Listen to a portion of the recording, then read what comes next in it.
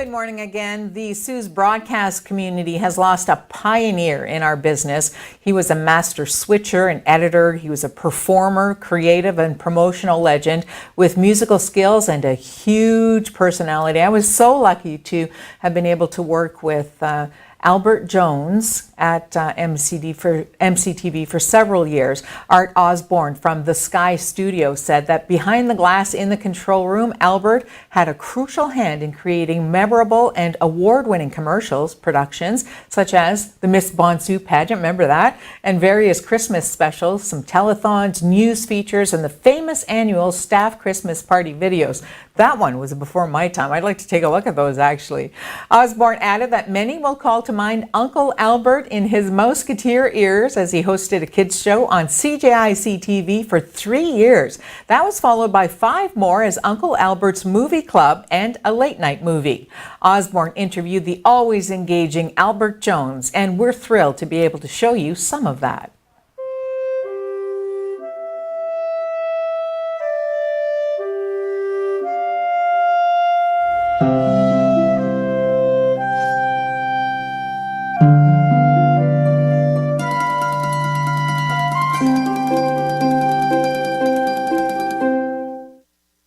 Television in Sault Ste. Marie and all communities in the country was a very influential media. Younger viewers of this interview will have to imagine taking all of those social media tools, wrapping them up in one thing and calling it TV. Older viewers will remember the power of television initially in Sault Ste. Marie, and we're going to get to all that television stuff by talking to Albert Jones, who was there and made it all happen. Apparently he's coming in later. Yeah, so you'll have to fill in. Get his autograph. I don't know if he can still write. So at this point, I'm going to ask you to give us your full name, date of birth, and parents, and so on. My full name is Albert Dudley Jones. What was the other part of it? Wait a minute. Date of birth. Oh, yes. I was born on September 9th, 1938 in Sault Ste. Marie at the Plummer Hospital. Matter of fact, I just had a look at a card that your father hand-lettered. My dad was an artist, and he did all of those hello cards and sort of thing, Christmas cards, everything, by hand. And, yes, parents' names. Parents' name. My father's name was Dudley Horace Jones. He was born and raised in Wales, but came to Canada at an age of 13, back when a lot of the youth from Britain was being sent out of the country because things were bad in Britain at the time. And my mother was born in Sault Ste. Marie of mixed parentage, that is race-wise, heritage-wise. Her name was Aldine Hastings, and her father's name was Albert Hastings. I'm named after Grandpa Hastings. Anyway, she had a varied background. My grandmother's name was Hansinger, which is a German name. And they were down in the Kitchener area and were people that came from they called them the Royal Dutch Royalists. Okay. They're not Dutch Royalists, they're Germans, and the German word for German is Deutsch. And people couldn't say Deutsch, they said Dutch. So that's how that Dutch Royalist thing started. Oh, I should be writing some of this down. That's very interesting. There's a test later. Okay. So let's talk about your early days as a child in Sault Ste. Marie. What recollections come to mind? Where was home, the neighborhood? Give us a little background. Well, we lived at 33 Euclid until Depression, and my parents couldn't afford the taxes, so they lost the house. How my mother did it and my dad did it, I don't know, but they got a house on 508 Wellington, took in roomers and boarders. And that was an old house, so the costs were a lot less, and ended up paying it off. And we lived there, which is beside the Arthur Funeral Home, which is now a parking lot. And we lived there until I got married, and that was in 1959.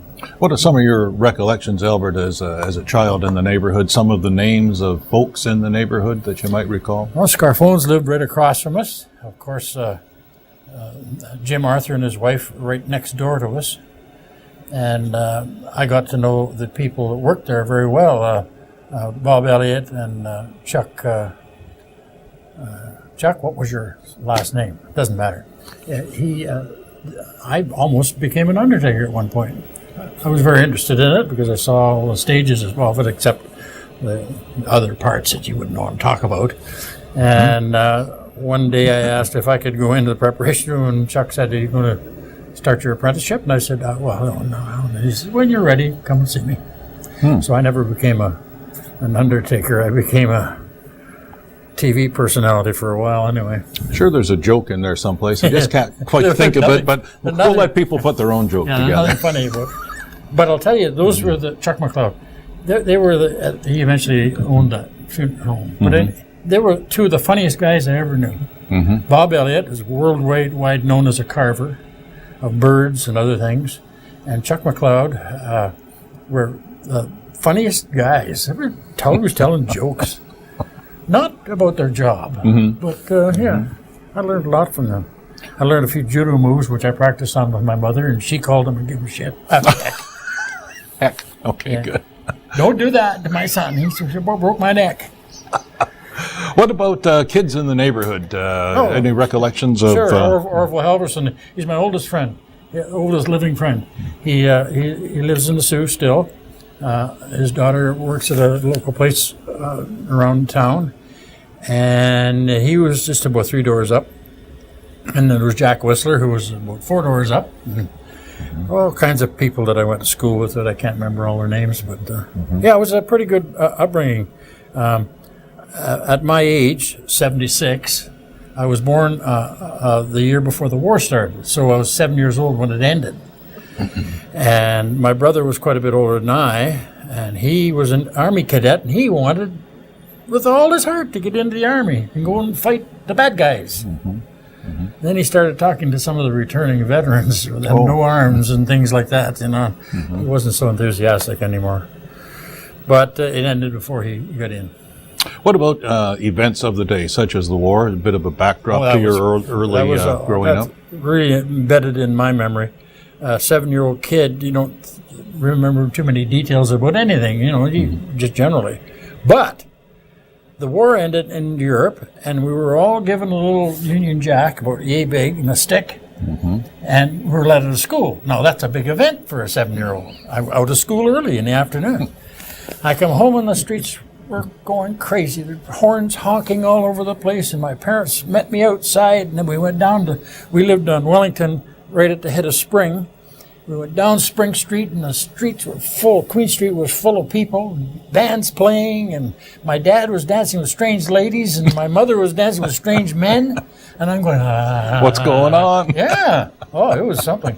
And that really stuck, and it gassed me where I was when they dropped the A-bomb. Where were you when they dropped the A-bomb? I forget now. Okay. No, I was in Detroit with my parents, and they had a Plymouth car with a radio in it. A car with a radio right in the car. Yeah. And there was a big announcement coming up, and I'm not. This is true. I know it is. It's just why anyway, there was a big announcement coming. Everybody gathered around the car radio. Yeah. And we heard about this A-bomb being dropped on Japan, and the war was over in Japan. So now the Americans are all dancing in the streets too. They did the first time too. But it was. I do remember that. I didn't mean anything to me as a kid, but it's stuck in my memory. The war ended after they dropped this weird bomb. Take us through a little bit of elementary school those years. Any recollections of teachers or events or disciplinary actions you might have been on the receiving end of? I was a pretty good student. I didn't do any bad things. Save that for later in life? Yeah. A lot of the people I went to school with in public school are still around, and I see them from time to time. Joe Hudson's sister, Donna, I see her quite often. She was later Donna Christie. What school are we talking about? Central, which is now offices for the Board of Education. And you're talking about the Christie dancers? No, the Christine Camper. Christie Campers. Oh, Christie Campers. Okay, yes. All right. They're still going. That's her son. Okay, all right. And now into high school. What's the first recollection of events or? Well, I was a young man by then, and 20-something, wasn't it, at the time? What's that? 20-something at the Yeah. time you're going into grade 9? Yeah, I graduated when I was 37. And anyway, no, it was good. There was only 2 high schools in town at the time. The so-called tech, which is a technical and commercial high school, and the collegiate. The collegiate was generally thought of as where the lawyers' kids and the doctors' kids and blah, blah, blah went, because they learned Latin, French, and different subjects. I wanted to be an electrician. Like my brother had taken electricity and specialized in that at the tech school, so I wanted to do that, and that's what I did. I didn't become an electrician, but that's what I studied there. Shocking. Sorry. Oh, he's going to start the puns. You want to start the No, puns? no. You want to start the we don't have enough Bob tape on- McDonald puns? No. All right, talk about trees then. Leave me alone. See, Okay, there's I'll one. branch it into something else. You twig me off. Oh, here, bud. Get to the root of the matter, Art. Quit Okay, Albert wins that one. Duly noted. So high school, somewhere spruce up your act. Don't pine away. Forget it. Sometime in high You go ahead school. and rub balsam on your wounds, you know. Ah, never mind. Okay, go ahead. Sometime in high school, I think broadcasting found you. You found broadcasting. What happened there? Yeah. My mother, as I told you before, I was renting rooms and taking in boarders and whatnot. And one girl that worked there at the radio station, CJIC, was the record librarian. And she lived in our house. And I always was interested in that sort of thing. I listened to the radio for all my favorite programs back when, before we had TV. And she gave me a tour. I was a young teenager. And at the tour, I met a fellow named Fred Zimmerman. He was the all-night show guy. Later went to Wawa to do radio there. Ran yeah. Wawa, hold it, Yeah. Anyway, she introduced me to him, and he said, "Why don't you come back?" He was pulling records for a show or something. He said, "Why don't you come back tomorrow night and join me, keep me company for a while?" I said, "Okay." So they let me in the building, and there I was on radio, running records and operating and everything else after a couple of weeks. Now, when you say the building, what building? This building, 119 East Street. same place. That yeah. we happen to be in now, right? Yeah. And from that, I got a job in the television division in the Telecine area, not this particular Telecine area we're filming in now. This is the control room when I no longer worked here. When I left the business, this was the control area for that. Anyway, got a job in Telecine, and then I started switching video, and I ended up retired as the operations manager here. Well, you really shortened up your description of your career there. That took about 30 seconds to go from Telecine to There retirement. was another thing that took about 8 years, yeah. Oh, okay. All right. We'll get to that. For folks that might not know that word Telecine, you better describe a little bit of that kind of technology. Word Telecine is refers to the film room, where the film was projected, cine as in film, and tele as in television, which is far-seeing, or far-sight. The German word is Fernsehen, Fernsehen, yes. far-seeing. Anyway, what were we talking about? I have no idea. I think, Telecine technology. And I started operating, and then I did every job there was here, except including sales. I didn't do any programming. I wasn't really an engineer, just some technical knowledge, block diagrams. So that's what I did at the TV station until one staff party. George Fraser and I put together a skit that we stole from Stan Freberg, the comic satirist. And I played the abominable snowman dressed in a buffalo robe, big buffalo coat, and George was the interviewer. Now, to be the abominable snowman, you have to breathe in while you talk. And it's really hard to do. And sometimes you squeal. And sometimes you hiccup. Anyway, I was the abominable snowman. Took off. We had a lot of laughs. And when it came time to get a local host for the Mickey Mouse Club, what, me? And this gets us into the Uncle Albert days. Yes, it did. Now, keep in mind, that's 40 years ago.